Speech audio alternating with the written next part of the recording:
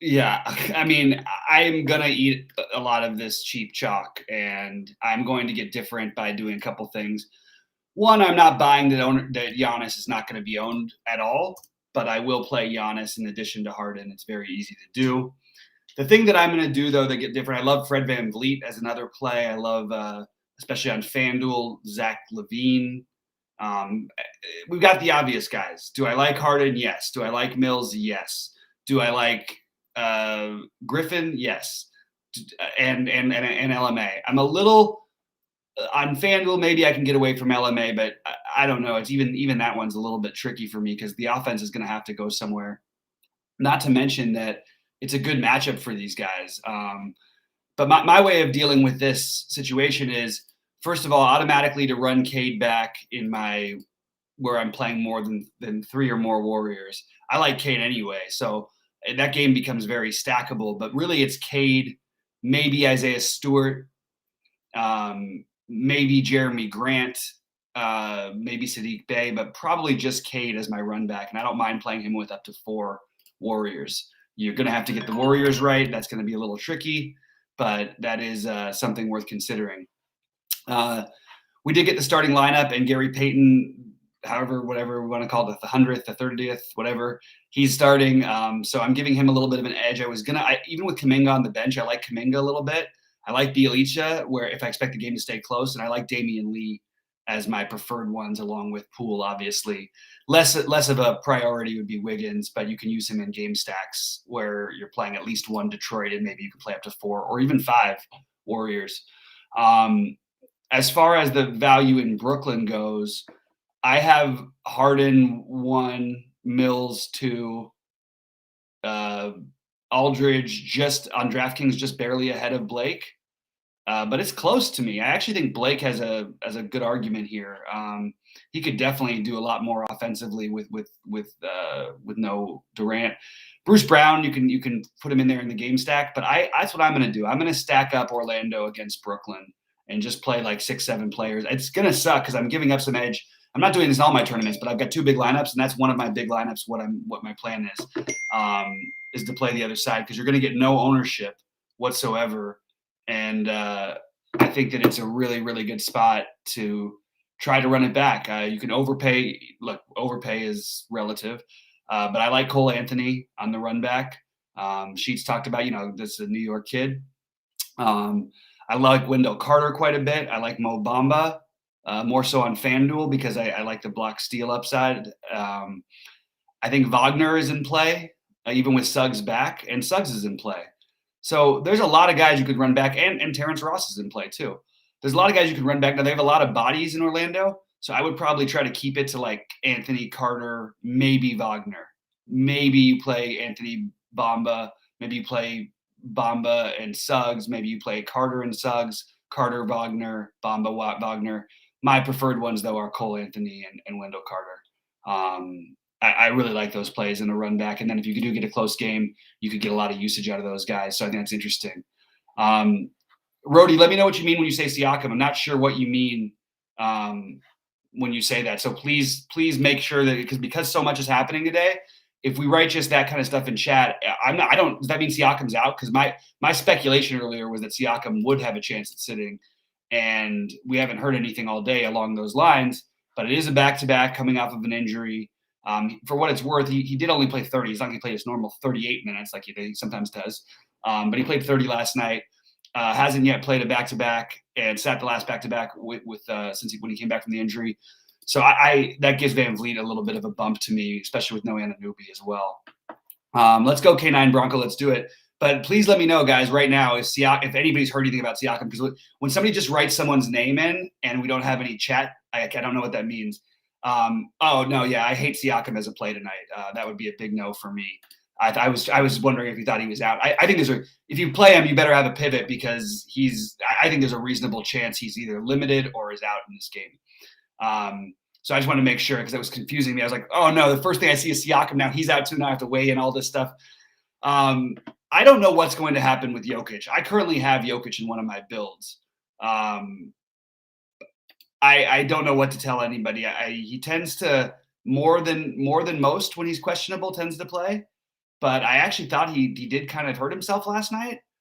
And it is coming off of a 35-minute game. Now, we've seen Jokic on back-to-backs put up monster games, so I'm not as worried generally about his back-to-backs, but I am a little bit about this one. I mean, his last two, I think his back-to-backs this season, he's averaging 68 fantasy points a game, so I'll take that at 12K. And I like the matchup with the no bigs for the Bulls that scare me at all. All right, the other ones. So that's what I'm doing on DraftKings. I still have to figure out what I'm doing on FanDuel. I'm going through it. Some individual plays that stood out that I like. I mean, it's really honestly, I'm not a lock button guy. I may lock button Harden tonight. I don't see a whole lot of paths to failure. If you're going to fade him, I guess you'd fade him on DraftKings. But on FanDuel, I really don't know how to fade him. I'm having a very hard time with it. So that's where I'm at. I just don't see it happening on FanDuel. I can't bring myself to click the non-Harden button. Now, other guys could outscore him or whatever, but I just like him. And again, I already liked this Orlando-Brooklyn game if I thought Orlando could keep it close. And now I think they certainly can without KD in there. And obviously Joe Harris even being gone is a boost for everybody. So I want some pieces of Terrence Ross, who's going to be the low-owned. All these guys on Orlando are going to be unowned. I mentioned how much I like Cunningham, and what may be lost in all this is Brunson and all of the guys from the Dallas side here. Luka, there was no line early in the day, which made it look like Luka may play. But all of a sudden, Brunson, where he might have been 50+% owned, Kristaps, who may have been 50+% owned, Hardaway was going to be 40+% owned. Now they're going to be much lower owned. So you could take that for what take it with a grain of salt, but those guys are all interesting to me, and I like Ayton on the other side of that game as a run back. So even separately, I like him. I also think that there is some speculation worth happening here for this Toronto side. I understand that they may not sit Siakam, but you're looking at projection systems that have him projected to play 37 minutes on a back-to-back. Well, I'm not saying that couldn't happen. We have no reason to think a guy who just came back from a serious injury, why would they do that? Honestly, if I were them, I'd sit him. We also have the Precious question mark, which is going to open up Khem Birch big time. Khem Birch is probably still in play anyway, but if there's no Precious, I think Birch is a really, really, really strong play on DraftKings, and I actually have some interest in him on FanDuel as well. All the guys for the Clippers are out for me now because of Batum being there, and I just don't want to. It's too mucked up, so I'm not going to do any of that. The Sacramento guys, I think that you could make an argument for Barnes or Fox as medium spend ups and for Halliburton. It's just hard to you're going to have to play Halliburton with Poole. He can outscore Poole, don't get me wrong, but I don't think you want to try to find the direct pivot in these cases where we have such extreme usage going around. It's going to take just a really bad shooting night. So I wouldn't try to outthink it. I just would try to take the guys. I do think Wiggins is going to be lower on tomorrow. I keep looking back at that game. So maybe actually getting some Wiggins. I have some Looney. I have some Bjelica. I have some Damian Lee is probably my favorite of those guys. Bjelica and Lee, I guess, would be my two favorite. But you'll see some Moses Moody minutes. You'll see some Chris Chiozza minutes tonight. Juan Toscano-Anderson is going to have, I mean, he's probably one of the easiest ones to play, I guess. It's just it's really hard to ignore that game for me. So I'm not going to ignore some of the chalk, but I am trying to find ways to get different. Hey, Steve L, what's up, buddy? Would I play Wiggins? Yeah, of course. And don't worry about playing Wiggins and Poole together. There's nothing happening there. I have to answer this phone call, unfortunately. So I'm going to mute myself, and you guys ask some questions. I'll be right back.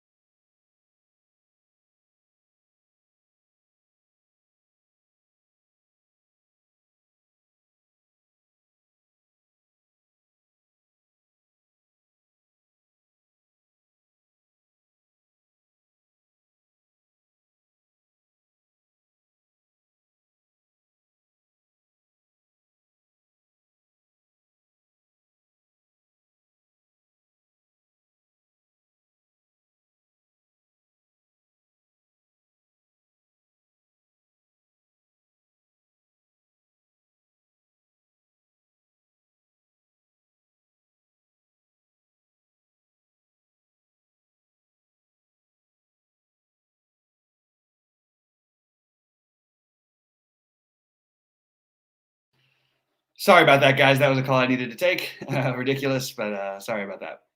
I do like Tatum. I like Tatum on both sides. FanDuel, he's going to be more popular, but I do like him on both sides a lot.